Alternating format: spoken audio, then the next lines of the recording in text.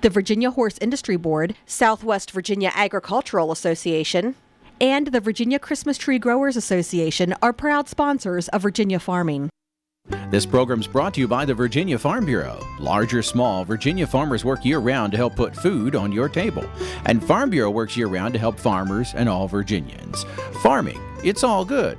To learn more, go to vafarmbureau.org. Polaris, offering its hardest working, smoothest riding full-size workhorses, including the all-new 60-horsepower Ranger XP 900, hunt, farm, or trail. Polaris has the full-size Ranger you want at Polaris.com. Brought to you by Farm Family.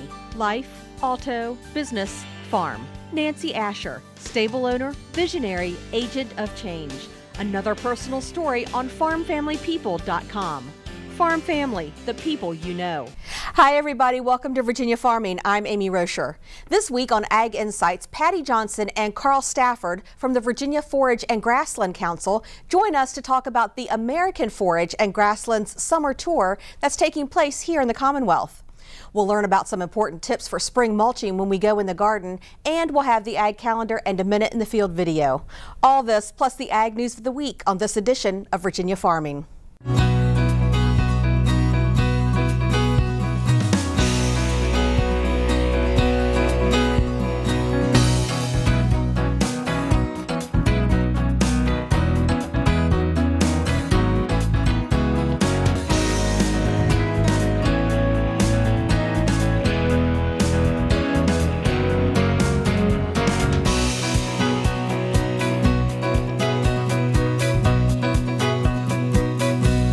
The FDA annual report says milk produced in the United States is free of animal drug residues. All 50 states and Puerto Rico submitted data for the annual National Milk Drug Residue Data Analysis of animal drug residue tests in milk. Of the 3.8 million samples tested, only 828 non-processed milk samples tested positive for animal drug residues, which is only 0.017%. Now, all processing plants are required to test raw milk prior to receiving it, and raw milk that tests positive for animal drug residue is rejected at the plant and must be discarded. No positive drug residue results were reported in finished products, which are the products consumers find on store shelves. Well, you'll also find meat, poultry, and eggs on store shelves, but without inspectors, packing plants cannot process those foods. That's why many groups, including the National Pork Producers Council, are expressing strong support for funding that's been approved by Congress to prevent furloughs of federal meat inspectors. The continuing resolution will fund all federal programs through September 30th. That includes $55 million for the USDA's Food Safety Inspection Service. The USDA estimated the furloughs would have resulted in lost production of more than 2 billion pounds of meat, up to 3.3 billion pounds of poultry, and more than 200 million pounds of egg products, at a cost of as much as $11 billion. Well, nationwide, cattlemen are looking toward new technologies to help them maximize the breeding season. In this segment, Cindy Campbell shares the advantages of artificial insemination and fixed-time breeding protocols. If your opinion of artificial insemination is been there, done that, you may want to give it another look. Well, there's no question that I think fixed-timed AI has certainly got easier. And so the first point is to certainly consider fixed-timed artificial insemination, especially folks that have used AI in the past that have never tried fixed-timed AI because they're a little afraid that seeing a cow in heat, they need to AI her at that time. New protocols and synchronization methods have eased the pressure on cattlemen. Fixed AI does not rely on heat detection. And what that does is for the average producer who does not know how to artificially inseminate cows, what he can do is he can schedule somebody from an AI company way in advance to be at his farm on a specific day at a specific time, and that AI technician can AI the cows.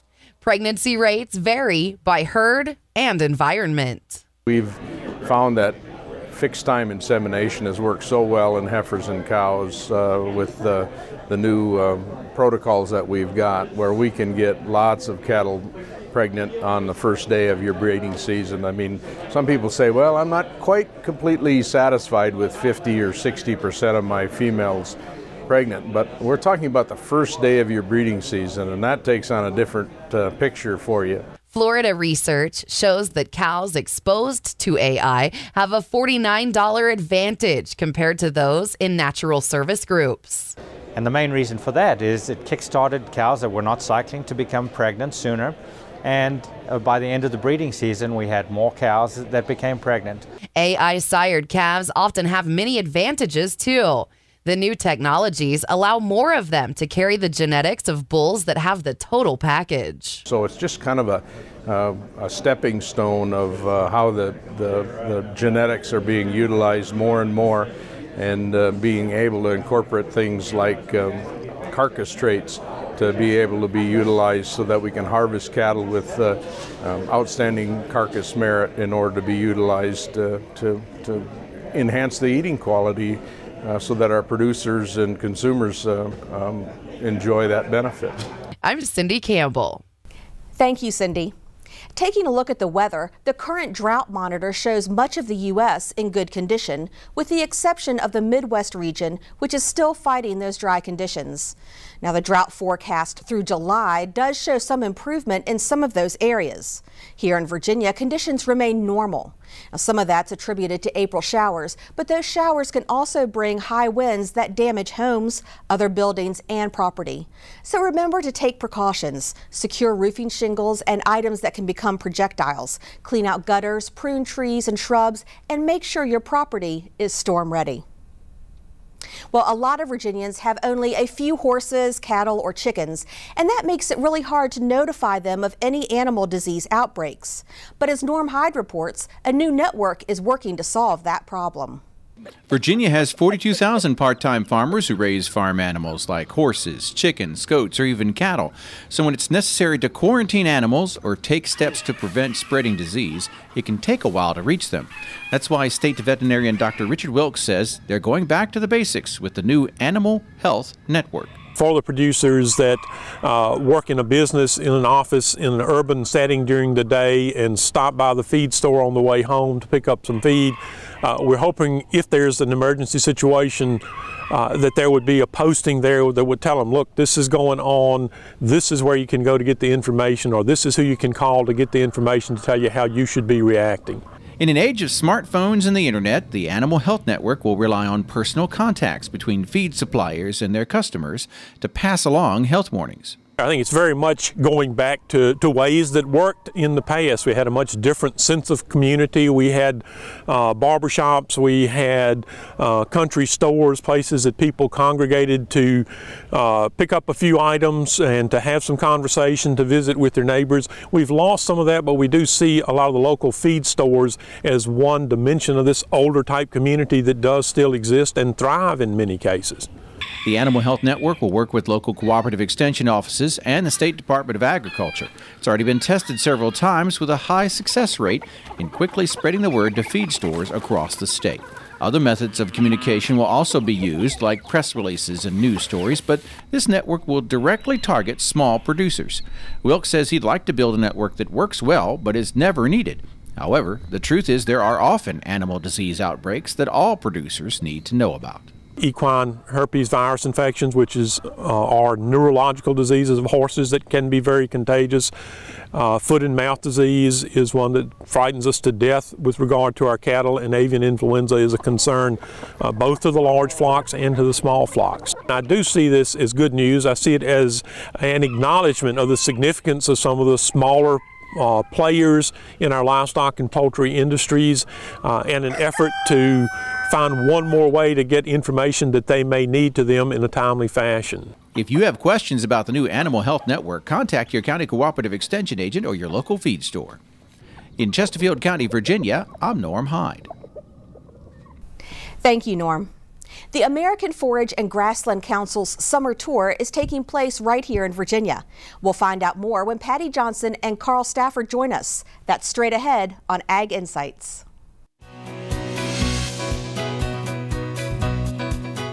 The Virginia Forage and Grasslands Council is the affiliate host of this year's American Forage and Grassland Council Summer Tour. Joining us today are President of the Virginia Forage and Grasslands Council, Patty Johnson, and board member and extension agent, Carl Stafford. Guys, welcome to Virginia Farming. Thank you for having us. I'm really excited about this. Is this the first year Virginia has hosted this event? It is, and under Patty's leadership, we look forward to trying it again sometime. Great. I guess it's kind of an honor, isn't it? Because it's a national program. So I guess they had 50 states to choose from, and they picked Virginia to do it. Yes, they did. This is an opportunity for us to host a national event. We've had some other events where we've had some national attention, but this is the first time where we've had the opportunity to have guests from other localities come to visit us in Virginia. Great.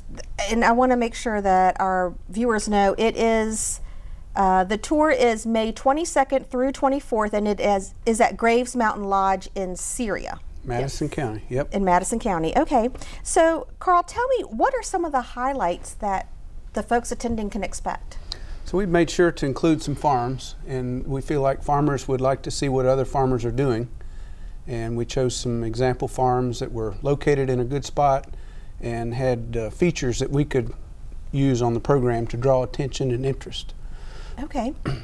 Are there some specialized programs that we're going to be able to witness? You will, and naturally Forages with the Forage Council's sponsorship is a feature, but also we're looking at carbon sequestration, we're looking at easements, we're looking at the research done by Virginia Tech at the station in Orange, we're looking at examples of nutrient management, small grains, perennial forages, be several things that would get your interest. And the last day we'll have an equipment demonstration and making hay and various kinds of equipment going on the last day. Okay, so these are things that these farms in Virginia we feel are doing a really good job with these projects. They are. And so we're going to kind of use them as learning tools for anybody in the nation who wants to join. Absolutely. Yes. Okay. They're a highlight. They're a focal point of the tour.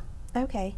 Now, you had mentioned to me that the tour dates are the 22nd through the 24th, but there's something going on a couple days before that. Yeah. Basically that whole week, you know, it runs through Friday, but we start up on Tuesday, and that's with a cool season grass workshop spearheaded by University of Kentucky board member Ray Smith to offer producers and participants a reason to come to Virginia a little bit earlier. So cool season grass workshop starting on Tuesday, continuing the next day on Wednesday, and then the latter half of that day, Wednesday, again enticing participants to come the day before the first tour day on Thursday. Wednesday we have a beef quality assurance shoot-side demonstration and training session at a Rappahannock County farm. Okay. So we're trying to entice people to come early, stay a day or two longer. Tourism doesn't hurt. Visitors spending in Virginia is good, and participating in this tour is what we're trying to get folks to do. And it's also a beautiful time of year to come to the state. I mean, everything's in bloom, everything's green. It's going to be a great time. Now, you mentioned the beef quality assurance. What are some things that they're going to be talking about? So it's all about humane handling, safe handling, proper vaccinations, good animal welfare practices, and ultimately we're producing a food product, and we want that product to be as wholesome and safe as possible. Correct. Now, Patty, you are a beef farmer. Yes. As well as being the president. Yes. How do you feel that we in Virginia farm our beef? On a scale from 1 to 10, how are we doing? I think we do an excellent job in Virginia. We have a lot of advantages that a lot of other regions of the country don't have. We have relatively mild winters here in central Virginia. It's not, and our summers are not oppressively hot like they are further south.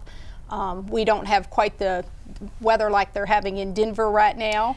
So we have a moderate climate. We can grow grass just about year-round. We can graze our cattle just about year-round. We're close to a lot of markets. We're close to the East Coast markets. We have transportation infrastructure that allows us to haul cattle and take advantage of a lot of the situations that a lot of producers, particularly those out west, may or may not have. They've had a lot of problems with weather recently. I think in Virginia in particular, but in the Southeast, we are in a position to take advantage of some of these opportunities that we have to produce beef cattle that customers want to buy and are happy to buy and can feel confident in the safety of the food that we produce. Right. Okay. Carl, I wanted to ask you, I was on the website yesterday looking around. I'm going to share the website with everybody at home here in a minute, but one of the things that I saw as a highlight of this tour is the National Hay Contest. Yep. I have to know about this. It sounded interesting. So what's it all about? Members are encouraged to enter hay samples to compete for top honors and competing honors in hay production, and that would involve quality. There's a judging emphasis about the quality of the hay and different types of hay, whether it's a warm season grass like Bermuda or cool season grasses like orchard grass or other types of hay. And so this hay contest is taken seriously by hay growers, and we hope to have some Virginia entries. Now they have to be members of the Forage and Grasslands Council, and there's correct? a deadline, April 26th, so those entries need to be in, and there's a small fee to enter, but members of the Forage Council, American Forage and Grassland Council, and a deadline at the end of the month, so look at that on the website. Okay, great. That sounds like fun. Sounds like a good, healthy competition. It is. So, Patty, why do you think that an event like this, the Grasslands Tour, is so important? It brings a lot of things to a lot of people, and it brings a lot of Virginia to a lot of guests. Graves Mountain Lodge in Madison is probably one of the most beautiful locations you could have for an event like this. It's got a lot of the facilities there. There's swimming. There's a lot of things available that appeals to families. If families want to come in early or leave a little bit later, they can continue on to Washington, D.C. and see a lot of the sites and stuff up there. Part of the tour includes, for family members that may not be interested in forage production, there's opportunities for them to go on side trips to Montpelier and to Ducard Winery. And I think we have an event, a side trip to Clore Furniture in Madison. And then there's evening events planned. And Madison Wood Preservers too, so some alternative tour stops. Tours for people that may not just be focused on forage production. Right. Well, that's great. Well, even if, you know, one member of the family wants to focus on the forage production, maybe the others want to go do a tour of the winery or something else. And I think that's a really nice way to get the family, the whole family involved. That's great. It's nice for the whole family to be able to go, and they can easily tie in a trip to Washington or some of the other sites that we have here in Virginia. If they want to go to Monticello, that's convenient for them. Once they get to Graves, they can just park their vehicles. We will tour by bus, and all the food and entertainment is there on the grounds at Graves, so that they don't have to feel like they have to travel take anybody anywhere. Right. We have hay rides scheduled, that sort of thing, so that it's a family event, even though they may not want to. It sounds like it's going to be a great time, a lot of fun.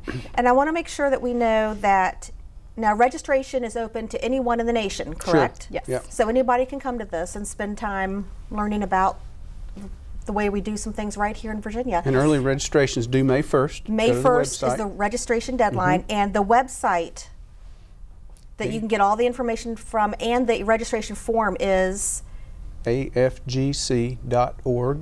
afgc.org. You can just search American Forage and Grassland Council, will bring it up too. Okay. Well, I hope we show everybody around the nation what a good job we're doing here in Virginia. I'm excited about it. Sounds like it's going to be a lot of fun. I think we're excited about it too. Thank you all so much for being here. Really appreciate it. You're welcome. We'll be right back.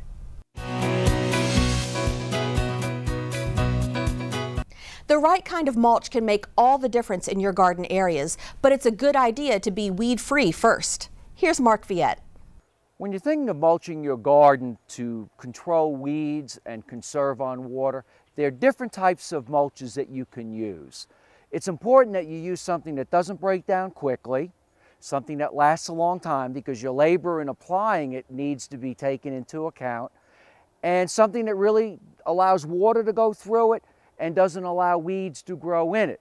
But one of the most important things you have to do is start out weed-free. So normally mulches are best applied right before forsythias bloom in the garden. But if you've missed that, you can still apply mulches later. So you want to make sure that you get rid of the weeds. That's really easy to do. Right here we have a swing hoe, and you just come right down in a garden, and this cuts the weeds out.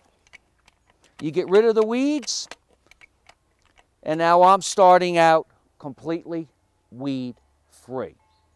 As to the mulches that you can use in the garden, there are a couple types of mulches that you probably don't want to use.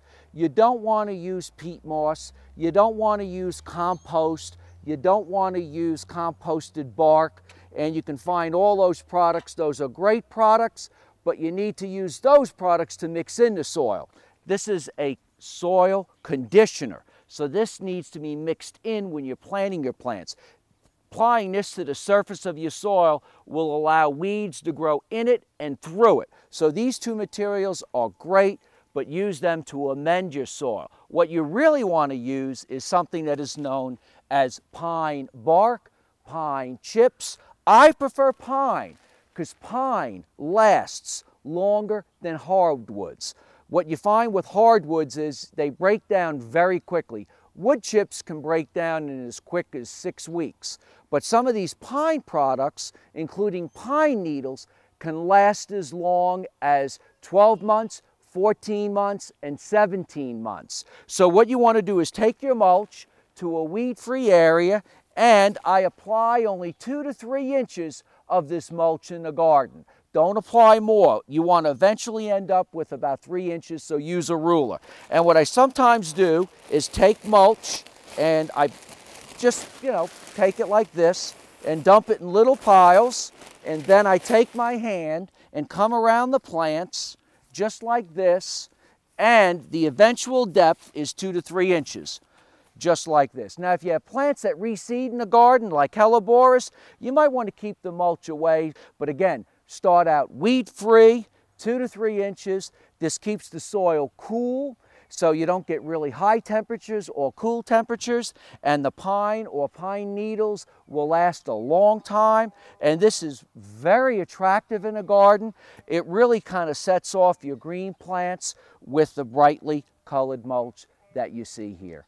I'm Mark Viette. Join me next time in the garden. Taking a look at our ag calendar, there will be a spring plant sale at the Lewis Ginter Botanical Garden in Richmond. The garden's plant sales are among the largest in the region, with more than 40 vendors selling plants, ranging from well-known favorites to rare exotics. Now, more information can be found at lewisginter.org. The 86th Apple Blossom Festival is happening in Winchester. The Grand Feature Parade will take place at noon Saturday, May 4th, with Grand Marshal Scotty McCreery. Other events will be going on through Sunday, May 5th.